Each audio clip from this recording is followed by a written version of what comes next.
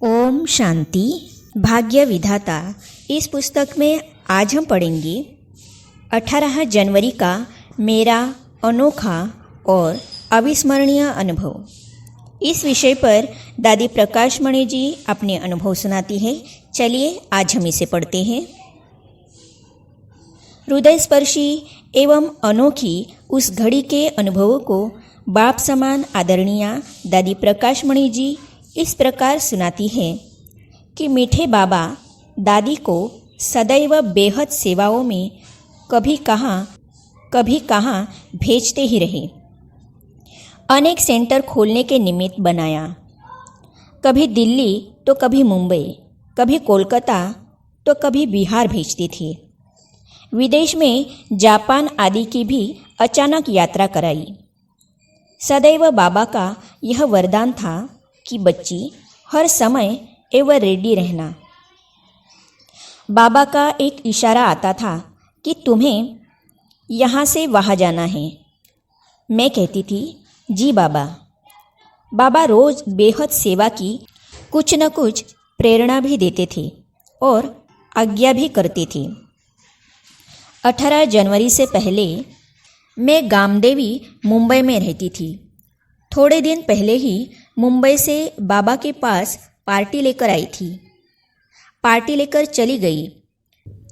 फिर और एक छोटी पार्टी लेकर 2 दिन के लिए मधुबन आई। उस समय दीदी इलाहाबाद के कुंभ मेले में गई थी। 14 जनवरी मकर संक्रांति पर वहाँ मेला लगता है। उस समय विशेष अर्ध कुंभ मेला था। जब मैं यहाँ अर्थात मधुबन आई तो बाबा ने कहा, बच्ची तुम अभी आई हो, 2-4 दिन रुक जाना। बाबा कभी भी मुझे 2 दिन से ज़्यादा नहीं रहने देते थे। कभी मैं कहती थी बाबा मैं 4-5 दिन रहूँगी, तो बाबा कहते थे क्यों, कोई सेवा नहीं है क्या, क्यों यहाँ रहना है? नहीं, सेवा पर चले जाओ, बादल भर के जाओ और वहाँ बरसो। जब बाबा ने खुद कहा कि 2-4 दिन रह जाओ तो मैंने कहा जी बाबा। मैं आई थी 14 जनवरी को और जाना था 16 जनवरी को। बाबा ने कहा बेटी पार्टी को जाने दो, दीदी भी नहीं है, थोड़े दिन रह जाओ। उस समय मधुबन की सारी कारोबार दीदी ही संभालती थी। बाबा हर बात में हम बच्चों को अनुभवी बनाते थे। 18 जनवरी की सुबह बाबा ने मुरली नहीं चलाई। सवेरे से ही बाबा का स्वास्थ्य ठीक नहीं था। यज्ञ के इतिहास में और बाबा के तपस्वी जीवन में केवल यह एक ही दिन था जब बाबा ने प्रातः की मुरली नहीं चलाई थी, परंतु वे उस दिन सर्वोच्च स्थिति में स्थित थे। बच्ची डॉक्टर क्या करेगा, मैं तो सुप्रीम सर्जन से बातें कर रहा हूँ। जब हमने डॉक्टर को बुलाने के लिए कहा तो बाबा ने उसी मस्ती में कहा था कि बच्ची डॉक्टर क्या करेगा, मैं तो सुप्रीम सर्जन से बातें कर रहा हूँ। उसी दिन बाबा ने कहा लाओ आज बच्चों को पत्र लिखूं।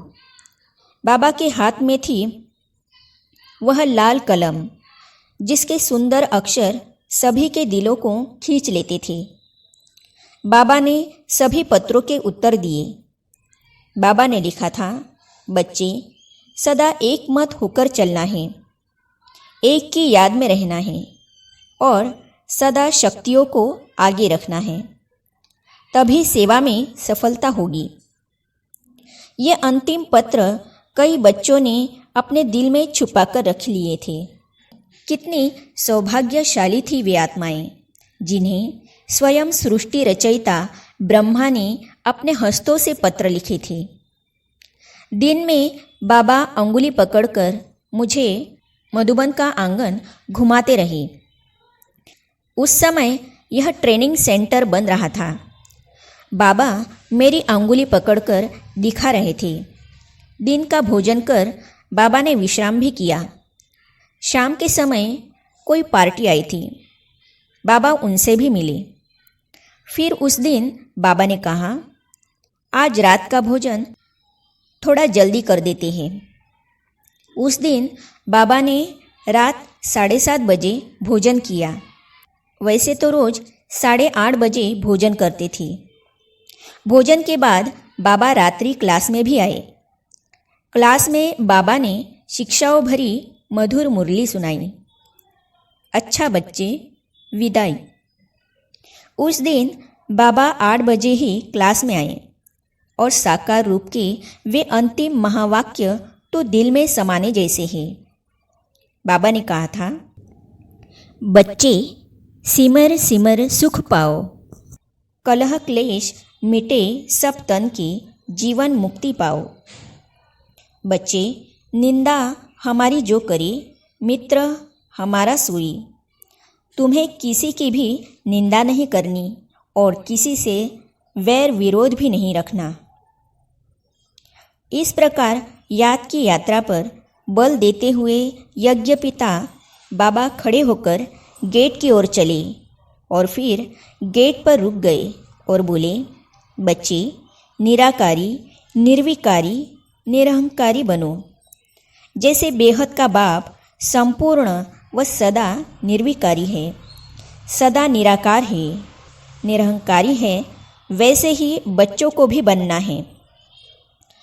फिर उस अंतिम घड़ी के पूर्व बाबा के मुख से ये शब्द निकले, अच्छा बच्चे, विदाई। ये शब्द बाबा ने केवल उस रात ही बोले थे, जब बाबा साकार तन से बच्चों से सदा के लिए विदाई लेने जा रहे थे। नहीं तो बाबा सदा बच्चों को गुड नाइट ही कहा करते थे। मेरा अटेंशन गया, पर बाबा ऐसा कहकर बहुत साइलेंस में सीधे अपने कमरे में गए। बाबा बहुत साइलेंस में थे, किसी से कुछ बोले ही नहीं। सदैव बाबा मुरली के बाद गद्दी पर बैठते थे, लेकिन उस दिन बाबा सीधे जाकर पलंग पर बैठ गए। आगे हम पढ़ेंगे, पकड़ा हुआ हाथ ढीला हुआ। मैं कहने लगी, बाबा बाबा। इस अपने अनुभव को दादी प्रकाशमणि जी सुनाती है। इसे हम पढ़ेंगे अगली कड़ी में। तो इसे जानने और पढ़ने के लिए इस चैनल को सब्सक्राइब करने के साथ ही साइड में जो बेल आइकॉन है उसे भी क्लिक कीजिए, ताकि आने वाली सभी वीडियो और अब तक की सारी वीडियो आप तक पहुंचती रहेगी। ओम शांति।